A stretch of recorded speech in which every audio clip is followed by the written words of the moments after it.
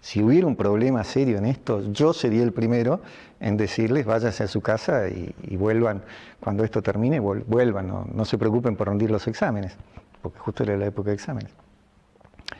10 días después sale en cartelera el anuncio, los que quieran irse a su casa.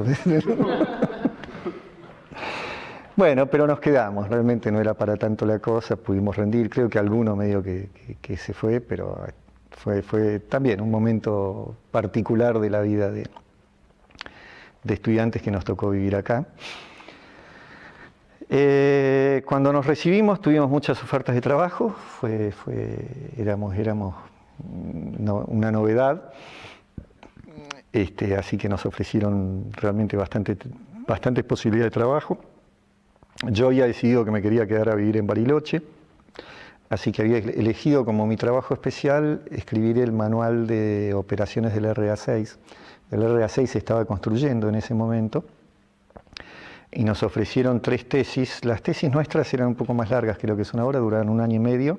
Es decir, en los últimos 3 cuatrimestres teníamos 3 materias y el equivalente de 1 para tesis en el 3 cuatrimestres antes de recibirnos, en el penúltimo cuatrimestre 2 y 2, y en el último cursamos una sola materia y teníamos el tiempo de 3 materias para tesis. Así que sería una tesis equivalente a 700 horas más o menos de ahora.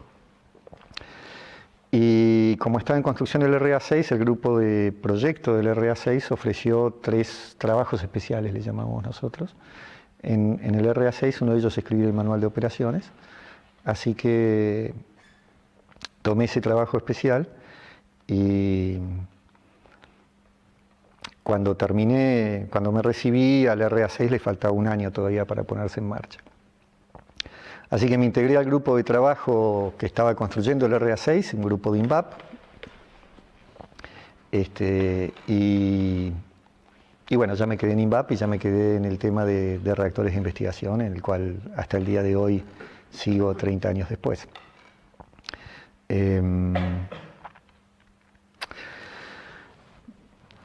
Yo no... El tipo de trabajo especial o de tesis, como le llamen ustedes, que elegí era un tipo multidisciplinario, donde hay que mirar un poco de todo. Para escribir el manual de operación de un reactor hay que rascar la superficie de neutrónica, de termohidráulica, de control de procesos químicos, mecánica. Y me gustó. Así que seguí siempre trabajando más o menos en el mismo... ¿Qué haces, Pampa? Seguí siempre trabajando en el mismo tema y nunca tuve una especialidad así como un área donde haya empezado para después ir a trabajar a otra. Siempre fui especialista en nada, saber un poco de todo, poder hablar con mucha gente, pero no tener un conocimiento profundo en ninguna de las áreas.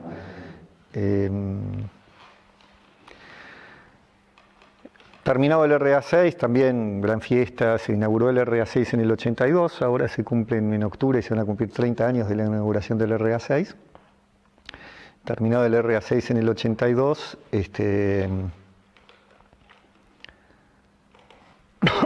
el grupo que coordinaba el RA6 se fue a trabajar a Buenos Aires, así que me mudé a Buenos Aires con ellos y estuve 2 años trabajando en Buenos Aires en un grupo que era mixto entre ICONEA e INVAP.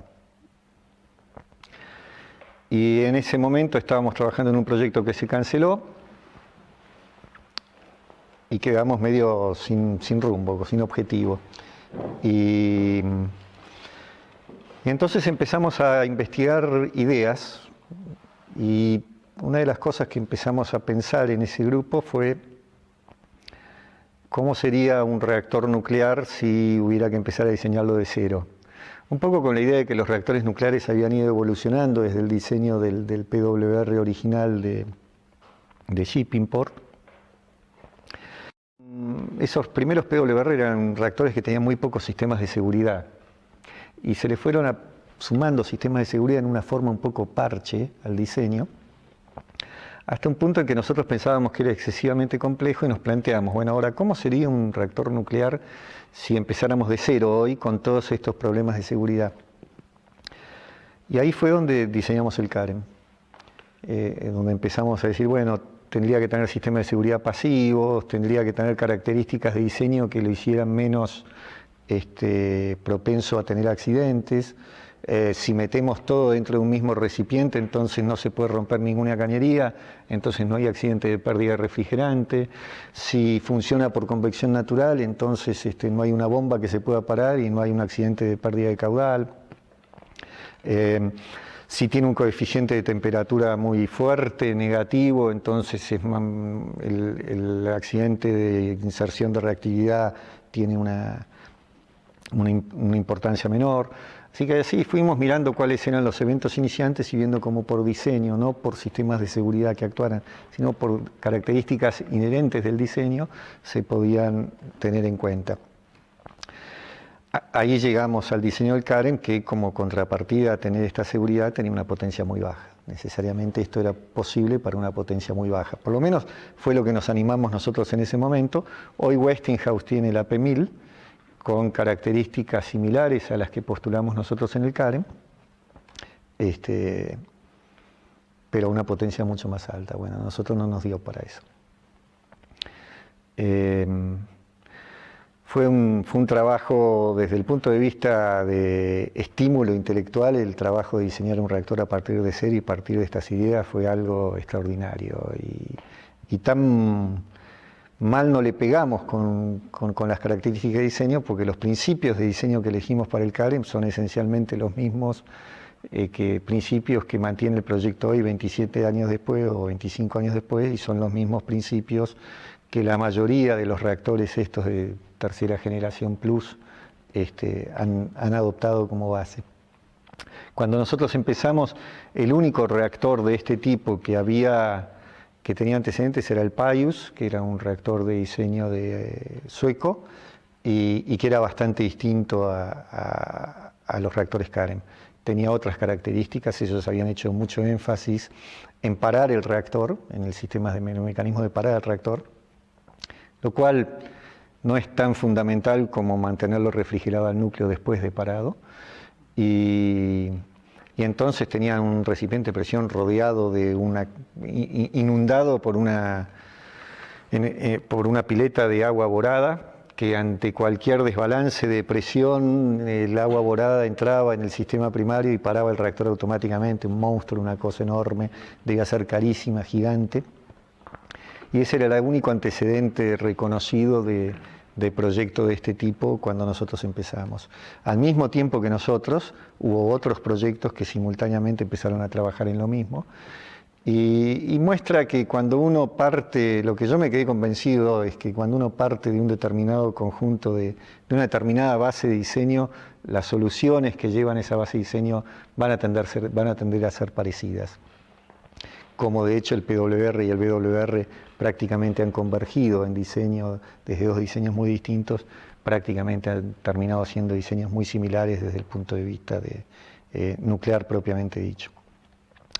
Así que pasé esos 2 años en Buenos Aires, en ese momento pensábamos que el CAREM se iba a hacer en cualquier momento, era un proyecto que había concitado apoyo desde la Comisión Nacional de Energía Atómica y desde la Dirección de Centrales Nucleares, que en ese momento la NASA estaba integrada a la Comisión Nacional de Energía Atómica y la ARN también, hasta 1994 creo que hubo una ley que la separó, hasta ese momento las 3 instituciones eran la misma. Así que pensamos que el CAREM ya se lanzaba, en ese momento el grupo ese diseño se fue trasladando a Bariloche y volvió a Bariloche a trabajar siempre en INVAP, ¿no? Y yo recuerdo siempre en ese grupo del CAREM, yo trabajaba en el Centro Atómico Constituyentes, y en ese grupo no había no tenía ninguna importancia, era absolutamente irrelevante qué gente era de INVAP y qué gente era de CONEA, era una cosa que ni nos interesaba. Era un grupo de unas 15, 20 personas, pero trabajábamos sin ninguna importancia, no era un dato que nos interesara quién era de INVAP y quién era de CONEA. Y siguió trabajando durante muchos años así el proyecto CAREM. Y, a ver, por el lado de INVAP estaba Carlitos Durió, Alicia Bertulo estaba también en ese equipo, en ese grupo. Alicia García, Anaí Ottaviani, todo el grupo de Parkansky estaban trabajando también con nosotros. Ana María Lerner estaba trabajando en la parte neutrónica, Marcelo Madariaga, Ricardo Wallman, estaban los tres trabajando también del lado de CONEA.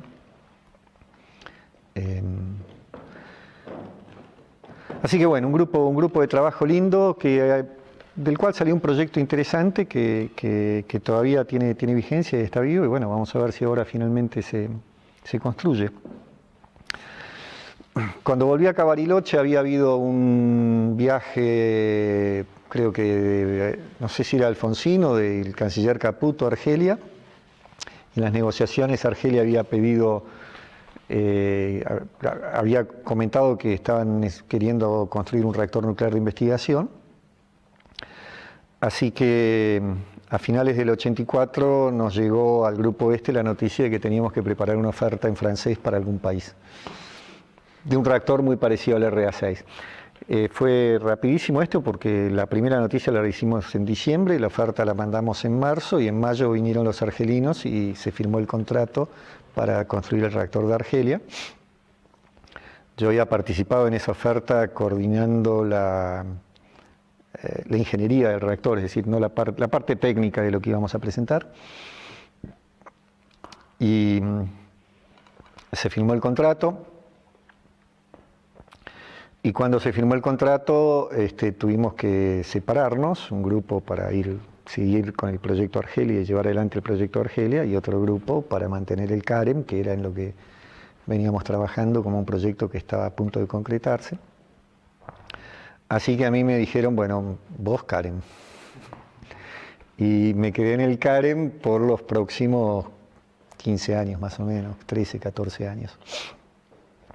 Pasando desde coordinador de ingeniería o desde diseñador conceptual a coordinador de ingeniería a finalmente jefe del proyecto hasta 1997. Se terminó Argelia, nos llamaron a una presentación terminado Argelia, salió la licitación de Egipto y nos dijeron, bueno, ¿ustedes se animan a hacer un reactor de este tipo? Dijimos que sí, presentamos la oferta, también me tocó estar en el grupo que coordinaba la ingeniería de la oferta.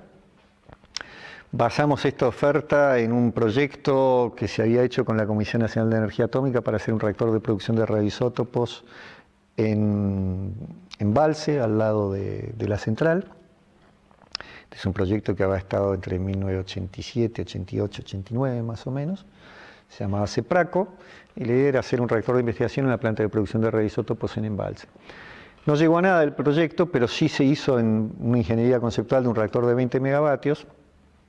Y cuando apareció la oferta, el pedido de licitación de Egipto, justo nosotros acabamos de terminar de la ingeniería conceptual de este proyecto.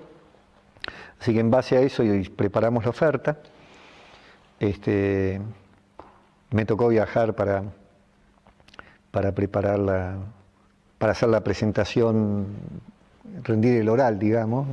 Mandamos el escrito y para el oral me tocó viajar. Y en marzo del 92 nos avisaron que habíamos ganado en marzo del 92 se firmó el contrato. Así que bueno, ahí se armó el equipo del proyecto y me dijeron, flaco, vos seguí con el CAREM. Así que mi participación en los proyectos de Argelia y de Egipto fue esencialmente la participación durante la oferta. Durante el proyecto ya no me tocó participar. Bueno, se siguió el proyecto de Egipto, siguió adelante y fue, como saben, exitoso. Mientras tanto seguíamos trabajando en el CAREM. En ese momento tuvimos un empujón de inversión importante en el proyecto. Avanzamos bastante en la ingeniería básica y avanzamos en las instalaciones de ensayo. Laboratorio de ensayos termohidráulicos, el LED, que está en Pilcanilleu, y el RA8, la facilidad crítica del núcleo del CAREM, que también está en el RA8.